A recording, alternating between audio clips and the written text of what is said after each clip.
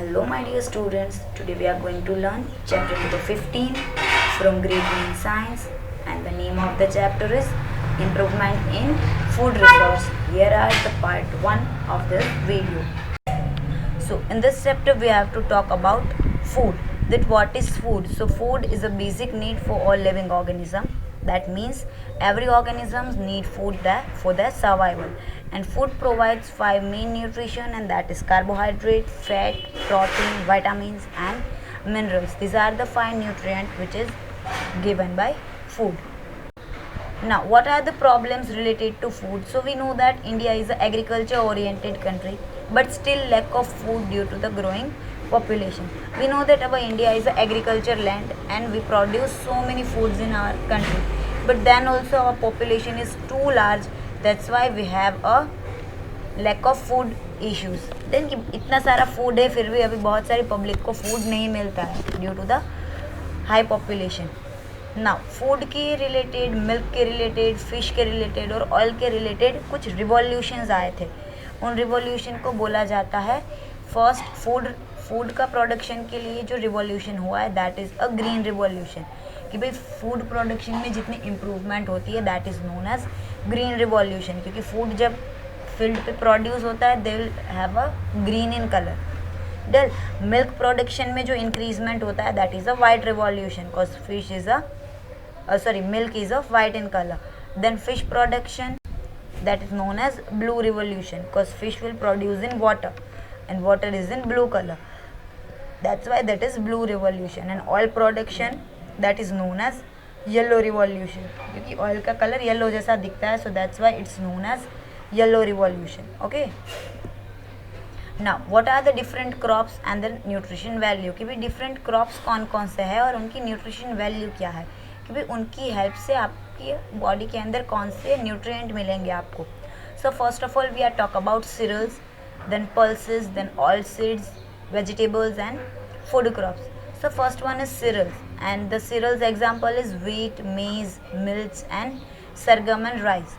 And this all cereals will give us carbohydrates. Okay, then pulses like gram, black gram, green gram, pigeon pea and lentils, these all give protein to our body. Then oil seeds like soybean, groundnut, sesame, custard, mustard, sunflower, these all are example of oil seeds and give fats to our body. Then vegetables, spices and fruit.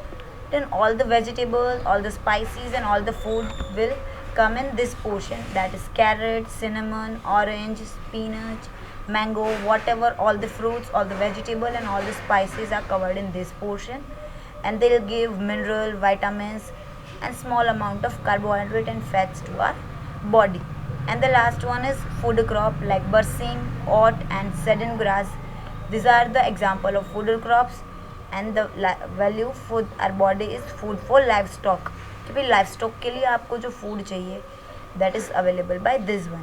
So this are the different types of crop and the nutrition value. Now what are the different types of crop with season. कि season के according कौन कौन से type के crops होते हैं. This all thing will already you study in grade 8 chapter number 1. then also this one is a revision that there are total two type of crops, kharif crop and rabi crop. Now what are the season for each of the food. So kharif crop season is rainy season which will be in June to October, and rabi crop the season is winter season which is November to April. And the example for kharif crops are rice, maize and millets, and the rabi crop is soyabean, pigeon and wheat. Then तो right now अभी कौन सी season चालू होगी. रबी crop की season चालू होगी नवंबर to अप्रैल. Okay, so this are the different types according to season.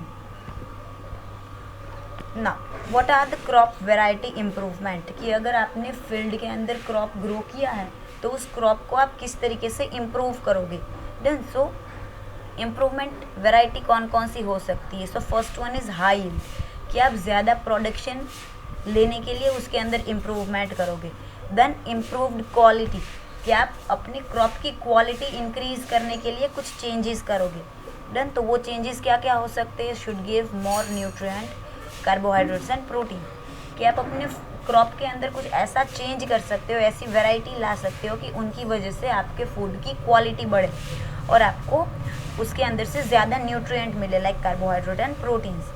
Then biotic resistance, कि आप क्या कर सकते हो, आपके प्लांट के अंदर बायोटिक रेजिस्टेंस दे सकते हो।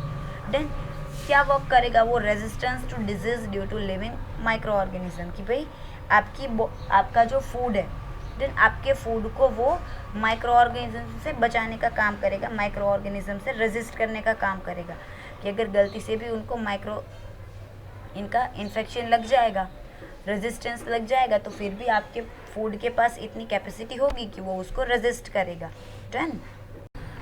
सो the next is abiotic resistance. तो एबायोटिक रेजिस्टेंस क्या है, तो resistance to problem due to non living things like drought, heat, cold, frost, water logging and salinity. Then की बायोटिक रेजिस्टेंस में क्या पढ़ा कि भाई जितने भी लिविंग थिंग्स थी, लिविंग थिंग्स के अकॉर्डिंग उनको जितना रेजिस्टेंस होता है उनको आप इम्प्रूव करते हो, उनसे अपने क्रॉप को दूर रखते हो। At the same way abiotic resistance क्या है कि जितने भी नॉन लिविंग थिंग्स हैं like sunlight, air, water, heat, cold, frost, water logging, smoke, इन सब से आप अपने प्लांट को बचाने के लिए जो वर्क करते हो that is abiotic resistance. Okay, some more thing that is less maturity duration. So short duration crop requires less costing and more round of crop, कि भाई कोई क्रॉप ऐसे होते हैं जो बहुत कम टाइम में ग्रो हो जाते हैं। देन कि कोई एक क्रॉप ऐसा है, कोई क्रॉप ऐसा होगा जिसको 1 महीना ही लगता है ग्रो होने में। देन तो आपकी जो 4 महीने की सीज़न है, पूरी की पूरी 4 महीने की सीज़न होगी कोई भी क्रॉप की, खारिफ या राबी की, तो कोई क्रॉप 1 महीने के अंदर ग्रो हो जाएगा, तो आप 4 महीने के अंदर 4 बार उसके राउंड्स लगा सकते हो, तो आपको बहुत ज़्यादा प्रोडक्शन मिलेगी। देन तो आप ऐसे क्रॉप सिलेक्ट करो कि जिनकी टाइम ड्यूरेशन बहुत कम हो, कि वो बहुत कम टाइम में ग्रो हो जाते हो। देन तो आपको प्रोडक्शन ज़्यादा मिलेगा, मोर राउंड ऑफ क्रॉप्स आप ग्रो कर पाओगे।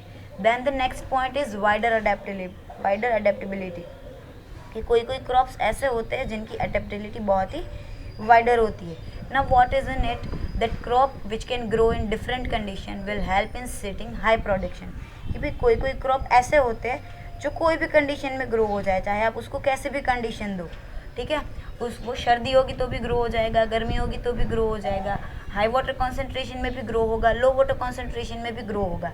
देन तो ये एडेप्टेबल क्रॉप्स है कि उसको कोई भी कंडीशन दो वो ग्रो हो जाएंगे। तो आप ऐसे क्रॉप सिलेक्ट किया करो जिसकी कोई परफेक्ट डिमांड ना हो, देन तो आपको प्रोडक्शन अच्छा मिलेगा।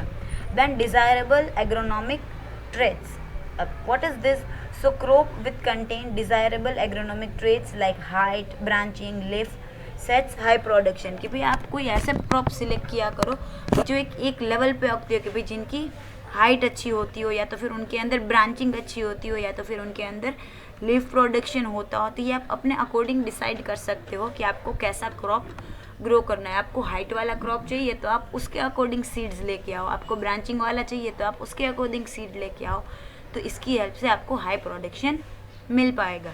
ओके, तो ये हो गई क्रॉप प्रोडक्शन के अंदर वैरायटी हो गई, कि भाई वैरायटी ऑफ इम्प्रूवमेंट आप किस तरीके से ला सकते हो। Done. Now crop production management, कि आपने वैरायटी कैसे लानी है वो तो समझ लिया, बट आप अब उसके अंदर मैनेजमेंट कैसे करोगे, क्रॉप प्रोडक्शन में मैनेजमेंट किस तरीके से करोगे, that you have to understand. So first point to be manage that is nutrition management, कि आप उस प्लांट के अंदर, उस क्रॉप के अंदर न्यूट्रिशन को किस तरीके से मैनेज करोगे। So nutrients are the compounds in food that provide us with energy that facilitate repair and growth and help to carry out different life process। कि न्यूट्रिएंट क्या है, तो न्यूट्रिएंट ऐसे कंपाउंड है जो आपकी बॉडी को एनर्जी देने का काम करते हैं। क्रॉप के अंदर जो भी न्यूट्रिएंट होगा वो खा के ही हमें क्या मिलता है, एनर्जी मिलती है। देन तो न्यूट्रिएंट्स एनर्जी देने का काम करते हैं। Now the nutrient that are required in large quantity are called macronutrient. Then की ऐसे न्यूट्रिएंट जिसकी आपकी बॉडी को बहुत ज़्यादा ज़रूरत है, बहुत हाई नंबर में ज़रूरत है, that is known as macronutrient. And the nutrient that required in small quantity are called micronutrient, कि भाई ऐसे न्यूट्रिएंट जिनकी ज़रूरियात बहुत कम है, जो लो अमाउंट में रिक्वायर्ड है, that is known as micronutrient. तो समझ में आया, न्यूट्रिएंट के टोटल कितने टाइप हुए, 2 टाइप हुए, that is macronutrient and micronutrient. Macro मतलब ज़्यादा, तो ऐसे न्यूट्रिएंट जिनकी ज़्यादा ज़रूरत है दैट आर मैक्रो, और ऐसे न्यूट्रिएंट्स जिनकी कम ज़रूरत है, that is micro. Okay, now here is a difference like a microorganism and microorganism, macronutrient and micronutrient. So इस साइड वाला जो पोर्शन है दैट इज मैक्रोन्यूट्रिएंट और इस साइड पे जो है that is micronutrient. So carbon, hydrogen, oxygen, nitrogen, phosphorus, potassium, calcium and magnesium are known as macronutrient क्योंकि इनकी रिक्वायरमेंट प्लांट को बहुत ज़्यादा होती है. At the same way, sulfur, boron, chlorine, copper, iron, manganese, molybdenum and zinc. These are micro examples. किधर ये micronutrient के examples है जिनकी ज़रूरियात बहुत ही कम होती है.